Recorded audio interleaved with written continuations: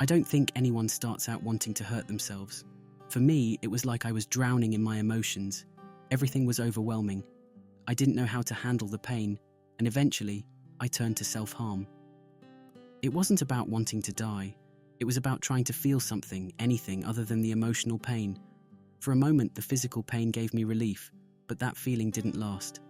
Afterward, I felt guilty and ashamed. I remember sitting alone, looking at the scars, feeling trapped. I didn't want anyone to know, but I couldn't keep going like that. Everything began to change when a friend noticed. They didn't judge me or try to fix me. They just listened. That's what I needed most.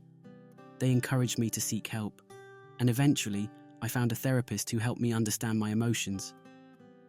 Therapy wasn't easy at first, but it gave me tools to manage my feelings without hurting myself. I learned healthier ways to cope and started to rebuild my life. Healing has its ups and downs, and there are still rough days, but now I have the strength to resist the urge. I've learned it's okay to ask for help. If you're struggling with self-harm, know that you're not alone. There's help out there, and you deserve to feel better.